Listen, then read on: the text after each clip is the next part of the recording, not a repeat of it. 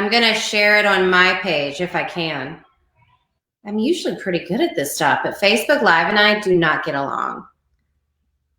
All right. Oh, there it is. I see it. We're up. Now we are live. Okay. I just shared on my page. Okay, so if this has taught me anything, is to expect the unexpected, specifically this week. I think we can definitely say that this week has definitely been filled with all the good and all the bad and all the in between. So, hi everybody. We're really sorry for that huge technical difficulty. But the great thing is nobody has anywhere to be. No, that's true. For those of you guys who haven't had a chance to meet McCall and I, my name is Joanna Kandel. I'm the founder and CEO of the Alliance for Eating Disorders Awareness. And with me tonight is my dear friend and colleague, McCall Dempsey, who is the director of our Southern Smash programs. In July, we decided to merge our organizations, and McCall became an Alliance family member. She's always been a family member, but an official family member. There's a legal document now, so that keeps you binded. So more than anything, just wanted to thank you guys all for being here tonight, for sticking through unexpected, and I hope that you guys got a huge laugh out of it, because this is what it is. So, anyways, thank you for being here. So, McCall, how you doing? I'm gonna be honest. I'm on the struggle bus of the quarantine. I mean, I'm now a teacher. God bless our teachers. Y'all deserve raises. And trying to keep our work. And, our team is so awesome. Hey, Leanne. And, we're checking in with each other twice a day. And I think it's so awesome, because it's not like, what did everybody do today? It's, how are y'all feeling? We had some members this morning that are like, I read this and I'm really struggling. So I think we're all kind of holding that space for each other. Mm-hmm. But yeah, it's been a week, and you've had quite the week. Yeah. I mean, we made the very difficult decision over the weekend to transition all of our 19 groups around the country virtual. And I have to say, I love our in-person group, but we had our first online check-in on Monday, and we had 43 people from around the country join, and I left so full. My cup was so full. And then we had a friends and family check-in on Wednesday. But believe it or not, that was a lot to put together. There's a lot of pieces to that. And then on Wednesday, our whole office decided to go virtual. So we have our team that is, all over working from home. But, it really goes without saying that, we have the best team ever. I'm sure everybody says that, but, we do. In our case, it's the truth. We really do have the best people that work with us. But in the midst of everything else, Annabelle, who many of you guys know, my little girl, decided to take a spill off the piano, and she broke her collarbone.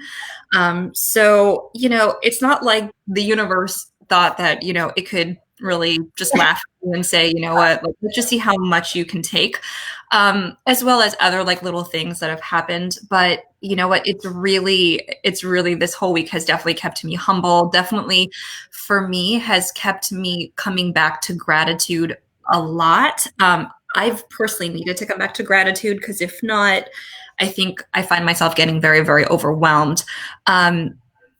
So question for you, McCall, how have you, especially this week through, and I think that we got, well, first and foremost, I would say we got so many questions and so many amazing responses from you guys. Yeah. We're going to try to get to a lot of them. Please, during the broadcast, definitely put your questions as well. I'll try to maneuver. And if we don't get to them, McCall, are you cool if we answer some questions on Instagram over the weekend, on Facebook? We're going to get to all the questions, whether it's tonight. We're going to do lots more. We're going to do them on Instagram. So definitely be sure to follow all of the pages. Great. So how have you been finding moments of respite in the storm that is our lives right now? Especially, I don't know about you, but for me, just with so much uncertainty, and I don't like being out of control personally. So yeah, I think that, in our morning check-in, one of our friend said, she read something and it was just really scary and the unknown. And I started thinking about that. And I mentioned this week online is like, there's so much unknown. And so what I try to focus on in these times is to really try to control the things that I can. And I know I can control my perspective on how I'm going to view this card that we've been dealt. And certainly nobody chooses to be dealt a pandemic and stay inside all the time. But I can certainly look at these little moments, as stressful as my days are right now, between trying to balance the teaching and the work and just all the things. The kids were outside playing in the sprinkler the other day because we can't go to the park because there's germs on the park. And so I just was like, this is great. I mean, not the quarantine, but wow, like, okay, we can do this. We can do this. And I often think too of, the times with Marjorie, through her NICU battle and the cancer battle. It's this, right? It's like this dichotomy of like, all of a sudden you're like in this massive place of fear and panic. What am I going to do? How are we ever going to get through this? I'm never going to survive. And then you look back and you're like, I survived. And in those moments you kind of find and you get your routine of a new normal. So I think for all of us in quarantine, it's like, let's find our new normal. Let's find some footing and some gratitude and peace in that. And also, and I talked about this week too, is like the comparison, like, being a mom, there's lots of moms doing all these amazing activities, and which I've gotten a lot of great ideas from online. So like, that's one hand, it's great. But on the other hand, there can be a lot of comparison, because today I just had to give my kids the iPad and like have a moment because I needed it. I'm tired. And so I think kind of like knowing when to like cut back and notice that comparison. So I know that for me, I mean, I think that, your experience, like with Marjorie, I know that, I've had some situations happen with Annabelle, as well as like, like I remember 10 years ago, or maybe it's more than that, during Hurricane Wilma, like our roof literally flew off in that moment. And, I had this instant, like, and one thing that we should share for those of you guys who don't know, McCall and I, I'm very grateful to say that, we have a lot of real good recovery time under our belts. Yeah. I have 21 years of recovery. I think, McCall, you're at 10, 11? 10, 9, 10. Yeah. Whatever. I mean, it's amazing. It's so awesome. But I remember having this moment, even like 6 or 7 years into like a solid recovery, and thinking in that moment, I just didn't want to feel the overwhelming feeling I was feeling in that moment. And even though like the gremlins hadn't really talked in a long time, I had this moment of, I just don't want to be feeling this. And you know what? I know what historically has taken me out of this moment. And I felt helpless. And I realized that's really what it was, is I hated the feeling of not knowing and feeling so out of control that I was like, I know what I can control. But it really came down for me was, okay, well, yeah, what if I were to go back and act out in behaviors? What is that going to do for me long term? Like, is it going to bring my roof back? No, it's not. So I'm going to go and act out in behaviors, and then like the hurricane's going to be over and I'm going to be roofless. And now I just started, acting out on my eating disorder again. So I guess my question to you is how have you navigated your recovery through the really hard stuff that comes in life, and really hard stuff? Yeah. And in the exact same way. I mean, and we've gotten a lot of questions and messages on Instagram about, I've been in great recovery and all of a sudden I'm having these thoughts. And I think first I want to validate that, like, yes, of course you're having those thoughts, like totally understandable. It's okay. And just because we're having those thoughts does not mean we're back in our eating disorder, right? That becomes the fork in the road, whether or not we want to dive in back to our eating disorder, or if we want to keep on recovery, knowing it's going to be tough and scary, but we're going to just keep on going. Mm-hmm. And we know that the eating disorder route, like that's the comforting route, right? And it's like, it kind of brings you that, the temporary feeling of numbing out all of that anxiety. And it's not choosing that and choosing the unknown. That's the harder piece. And I think, through my challenges with Marjorie and all the moving we've done and everything, there were times when Marjorie was in the NICU, especially, I had a choice that I was driving, an hour and a half to the hospital and an hour and a half home. I could have easily have said, like, I don't need breakfast. I'm just going to have a coffee, or I don't need to have lunch because lunch meant stepping away from the incubator. But my whole goal when I was struggling and when I was in treatment was I wanted to have a family, and I wanted to be a mom that led by example by taking care of herself. And I knew that started with me honoring my needs, like physically, mentally, all of them. And so I think if you can just, what I always tell folks when you're struggling is like, go back to the basics. Go back to the basics. Get that meal plan. If you're quarantined, go get an old meal plan, or, reach out to a dietitian email, get a meal plan and stick to it. It goes back to the basics, because if we can nourish our body, we can nourish our mind, and know that this too will not last forever. Mm-hmm.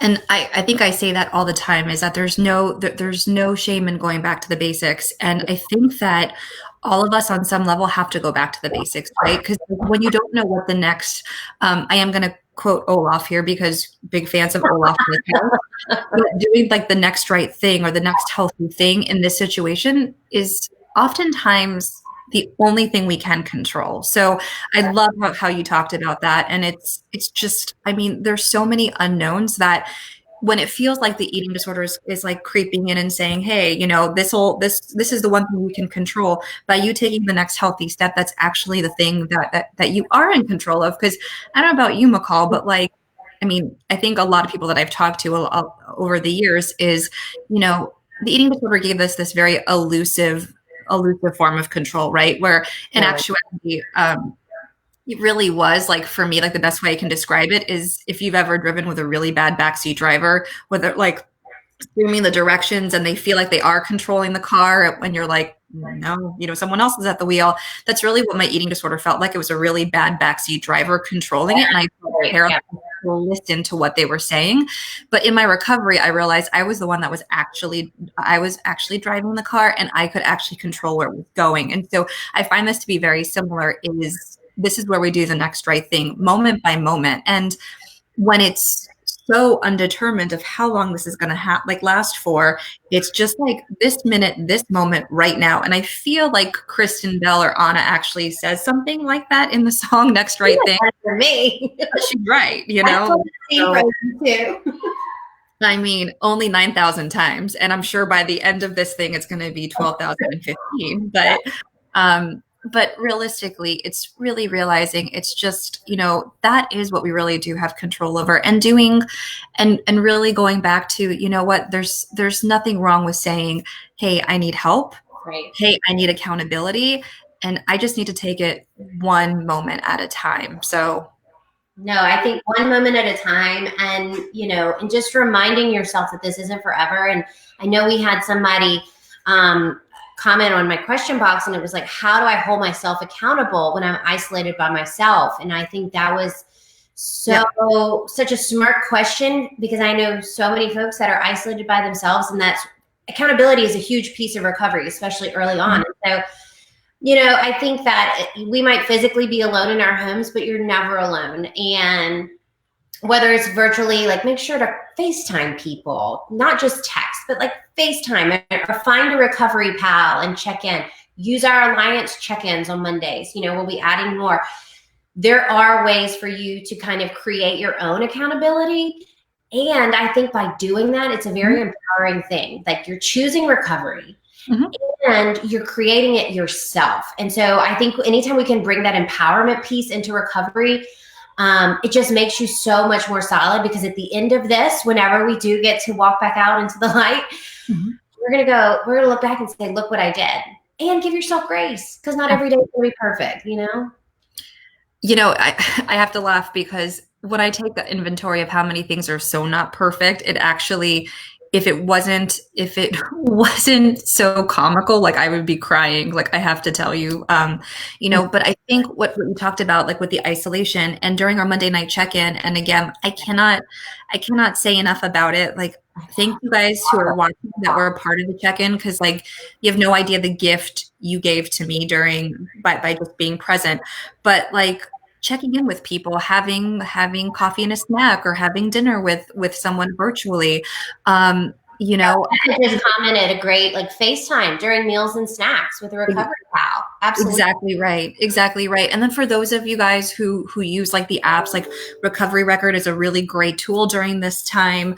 But a lot of like the face to face, there's so many free different versions. I know our team checks in on like in the morning and the evening on Google Hangout. It's totally free and it's totally easy. But it's a really great opportunity to just see each other and like have meals and schedule it. Because I will tell you, accountability is going to be the most important thing. And I cannot stress this enough. Reach out. I know that sometimes we're very hesitant on picking up the 10-ton phone because we don't want to bother anybody. We don't want to be, we don't want to interrupt. Pick up the phone because chances are, eating disorder or not, the person on the other end probably needs connection just as much as you do. Because think about how many people live on their own or, I mean, are trying to juggle 4 children and a significant other, and all they want to do is just really connect with someone and to say, hey, I see you, and I just want to say this, and it's so funny because I was just thinking this and someone actually just posed the question, is people often ask me what the key to my recovery was, and there's no key, there's no perfect thing that fits. The one thing that has gotten me through my recovery is accountability. And what I mean by accountability is, in my black or white perfectionistic brain, Yes. recovery journey, I was like, I got this, I'm great, and then I'd have a little slip and then I'd be like, nobody saw that, I'm fine, we don't have to tell anybody. And then I'd have another little slip and then I'd be like, again, we're fine, we're good, we're fine. And then before I knew it, I was totally into it. And I have to say, for me, being honest and saying, I'm really struggling right now is not a character flaw or a defect. It's understandable. There's a lot going on. Be honest though. Share with people. I know it's scary, but that's that's that thing of that taking over control and taking that next step. Yep. And I think, people that don't want people to know that, I'm struggling again. And it's hard because so many of our friends and families don't understand the path to recovery and don't understand that it's not going to be perfect. And I always really like to frame it in, maybe because I'm a cancer mom, but like in the cancer, like we never judge someone if their cancer relapses, and this is no different. And you got to find those people that you can say like, hey, I'm really struggling. And they're like, well, yeah, like I'm struggling mentally too, because this is freaking me out. So there are going to be people out there that understand, and to know that also it's like recovery is not perfect. And we want to build up our authenticity as we recover. And I think just like really just showing like, hey, and a lot of times when you speak out that shame, like my really good friend Brene Brown says, she, that when you speak that shame, that shame, the light dissipates that shame. And so you can say, hey, I'm struggling. And 9 times out of 10, that loved one is going to be like, of course you are, but we built up this story and written this first draft in our head that is completely opposite. 100%. And I think that I'm so happy. And of course, like, I'm so sad that you had to bring that, from that perspective of being a cancer mom. But, my really good friend, Cherie Monarch, who's an Alliance board member and just a fierce, a fierce person. She's an IT person now too. She always says, well, if this was cancer, and you know what, sometimes I think that and including me, I'll be very honest and transparent, that because it's above the neck, we have this idea that we should be able to control it or fix it. We have to really bring it back to,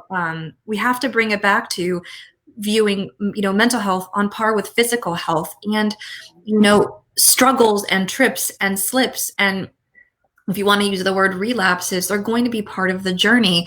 And however, I think that when we have these trips and slips, when you talk about shame, we actually use the shame to give us validation, to keep on acting out. It's like, well, see, I deserve to act out because I'm here. And so it really brings you like lower and lower and lower into that like sort of hole.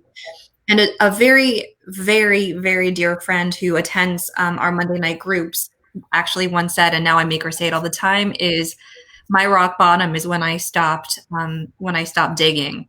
And for me, digging stop being a dig means to say, hey, I'm struggling. And your team is going to understand. Our treatment providers don't expect anybody to be perfect. And the more that you're open to like with them, and the more that they're going to be able to help you. Yep. And that's the thing is like, and that you were talking about key to recovery, I think definitely accountability, but definitely for me, that was a piece of mine, but a big piece of mine was letting go of that shame of struggling.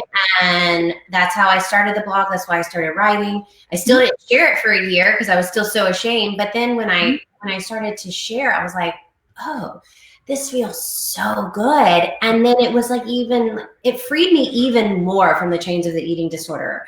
And so I always tell people, just speak your shame and let that light really dissipate it, because that's going to stop that downward spiral. Absolutely. Absolutely.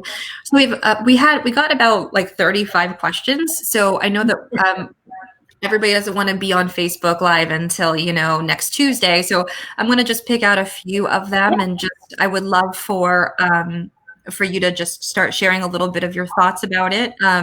So this has been a very big one. The whole idea of, people that have an unhealthy relationship with exercise, specifically now where it's, maybe you're not able to go out and exercise.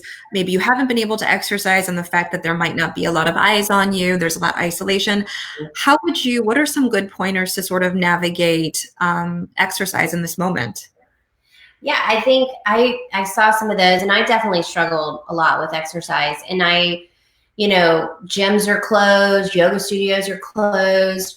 And so whether you've kind of trickled back into an unhealthy relationship with exercise, now might be a great time to kind of look at that. What's been coming up? Where's that red flag?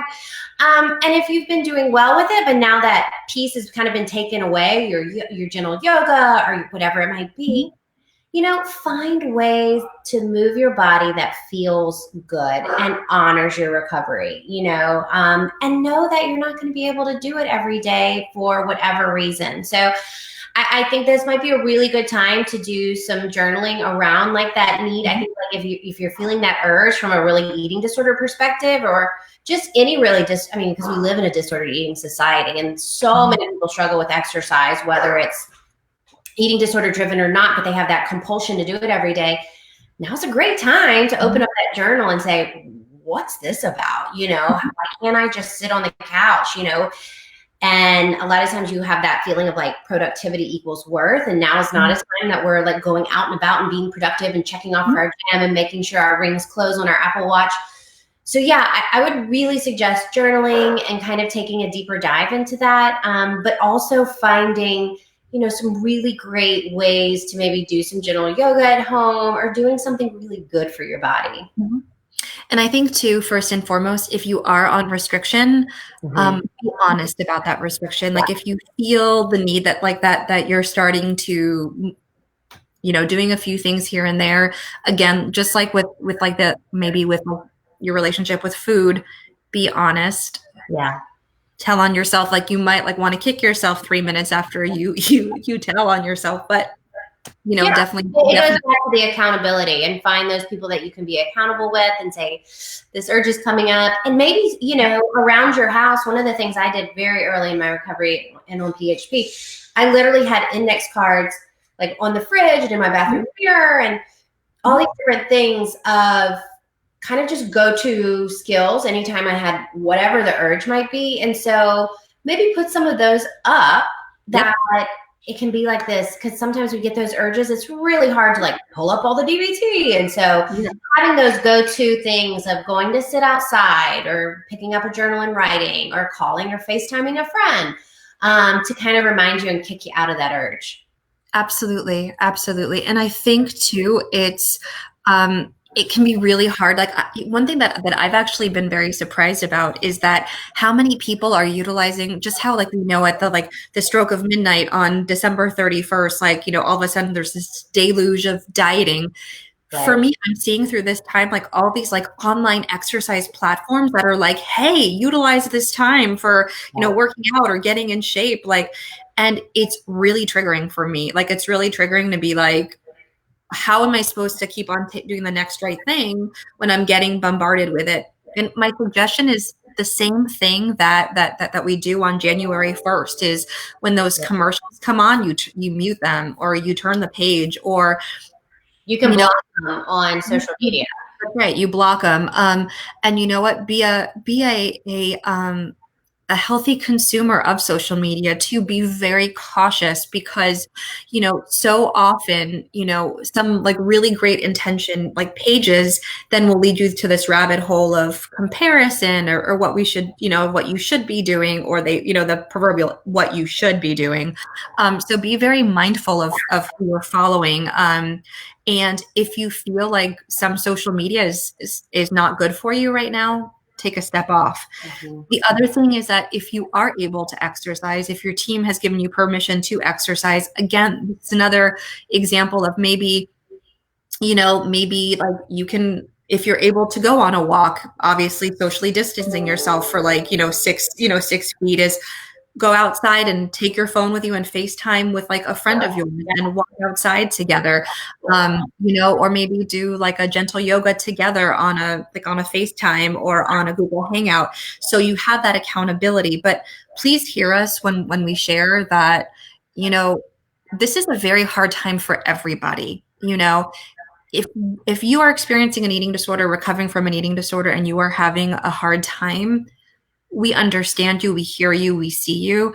The way that we work through this is to come together. It's to reach out, is to ask for support. And that's something that's really important to the Alliance. That's why we have our check-ins on Monday for individuals, and on Wednesdays for friends and family. We're going to be adding another one. And we're going to be doing a whole bunch of these Facebook Lives because we really want to connect with our community. I do want to get to about two more questions. Something that's come up quite a bit is, for a lot of people that have experienced trauma, a lot of trauma responses, reactions are coming up during this time. On the same level, we've also gotten a lot of questions about people that, that experienced OCD, and specifically in the context of germs, how to survive, how to push forward in times like this. Yeah, I think, when we kind of are being triggered in so many different ways, and trauma can happen, as we know, in a host of different ways. And, for me personally, going through the eating disorder, I kind of struggled with the trauma of just going through an eating disorder after, and then going through everything with Marjorie. It was certainly very triggering and scary when this past month she went to the PICU for 6 days with pneumonia. And so it was one of those moments where I'm like, how fast can I get into my therapist? Mm-hmm. And just trying really hard to ground myself however I could, and knowing that, okay, we're going to make it through this. We're going to take baby steps. Whatever the skills were. For me personally, my go-to skill of coping inside a triggering traumatic moment is writing. Mm-hmm. And for me, I have to write and hit post. I don't really care if anybody reads it, but for a journal, for me, for so many years, I journaled forever, and I close it and it's kept quiet. And so for me, journaling and pushing it forward helped shine light on it, and just said, okay, I'm not alone. I have all these people supporting me. And it just kind of gave me a little bit of a purpose, or a place to place my feelings and what was happening. And I think too, some of the work that I've done with therapists and just recently with mine after the PICU was all about, okay, yes, this really scary thing happened, mm-hmm. and you made it through it again. And that doesn't mean that every time Marjorie or Amanda gets sick that we're going to end up in the hospital. So trying not to, catastrophize and jump off the ledge into this place. And so I think whatever, your skills have been that have worked for you in these moments, keep them on hand, put up those index cards, have those reminders, so that you can kind of, just immediately go to them and remind yourself that you are safe, you are worthy, and you're going to be okay. We're going to get through this. And I can't underestimate or overemphasize, I would say, what you shared about reaching out to your therapist. Mm-hmm. I think that, again, reaching out to your therapist, reaching out to your community, I think that I think that every human in the world needs a therapist. Yeah. I also understand that, that obviously a lot of us don't have access to, which is why we at the Alliance work so hard to bring access to people. Um, but it's so important to reach out. I cannot say that enough. Like, reach out, even when you don't want to reach out. Even if you do have a therapist and like you're afraid of sharing with them what's going on, the trauma response, that fear. Mhm. You don't want to, if you don't want to actually talk to them on like a Zoom call and share with them, write them an email, leave them a voicemail. I used to do that all the time because when I would go to connect with my therapist, I would sort of freeze and I would, I had this idea. I thought I was going to talk to you. I'm not going to talk to you. So I would actually just email or text. Actually, at that point, we weren't texting because I'm that old, but you get, Me too.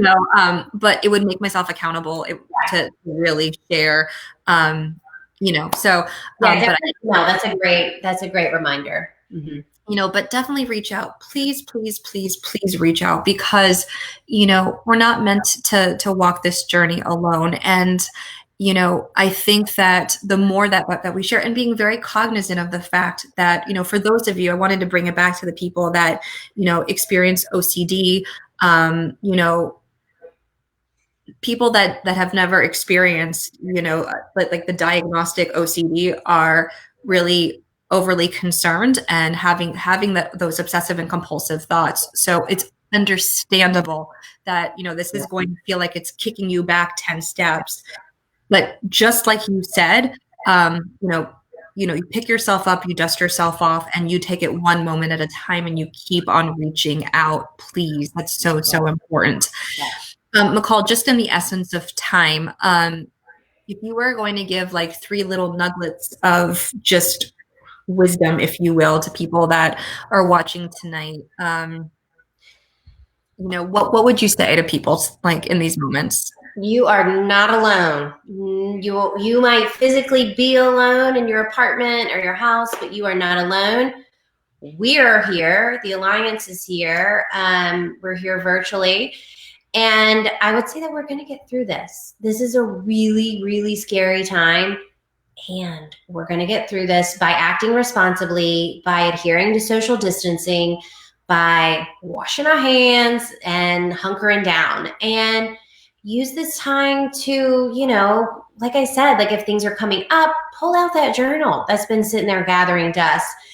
And I think above all else, give yourself a lot of grace because everyone is struggling right now, and everyone struggles all the time. Let's just put that out there. Nobody's got it perfect. So, but right now it's a really scary time, and I want to validate that for everyone. And I want to just let people know that it's okay to struggle. It's okay to have those eating disorder thoughts. It's okay to have those OCD thoughts and that trauma might be triggered. It's okay. And you can continue to reach out for help. Mm-hmm. Absolutely. I love what you said that, we are going to get through this. I remember, one of my fears for many of you guys who know who know me. I was told for 20 years I couldn't have children, and now I have a little nugget named Annabelle. I was so fearful of labor and delivery, like, because I was like, I didn't sign up for this, like it was not going to happen. And we all were. Right. And so, and actually my nurse practitioner midwife said to me, who was like one of those people that she's like, sit down, close your mouth, they're going to be fine. Like, she did not take any of my shit. Oh, I don't think I should probably say that, but whatever, y'all know me. I know. She said to me, she's like, you are capable of doing anything for a little bit of time. And I think that that's what I'm coming back to. And even this morning, like when we were on our check-in, I've been very cognizant of all of like the silver linings that have been happening.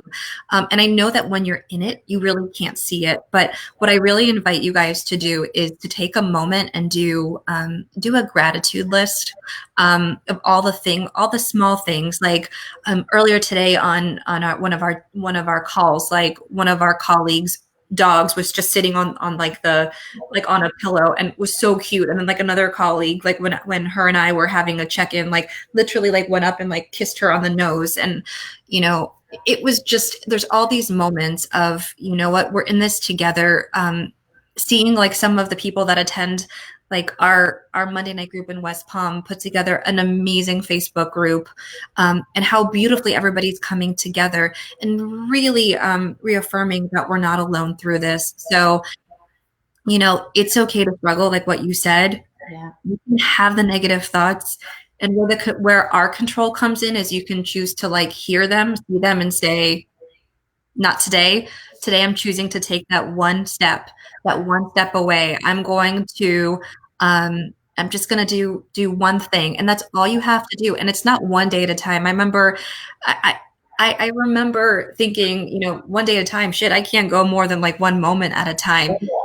Yeah. That's what we need to do right now, is one moment at a time. And you guys can do this. And so just know that we're here to support you. We're going to be doing a lot more Facebook Lives. I promise we will get better at the technology. I don't know about that. We need to help us. Sheree will be in charge of everything from now on. But we do have the check-in on Monday evening for individuals that are experiencing eating disorders. We have a check-in for friends and family. We are adding a third one next week. We're going to poll our community on Monday night to see if we'll do it Friday afternoon or Saturday morning. But just know that we're here. Our office, even though it's virtual, has remained open, and it will remain open. We have an amazing team of people that are willing and able to help with referrals to all levels of care.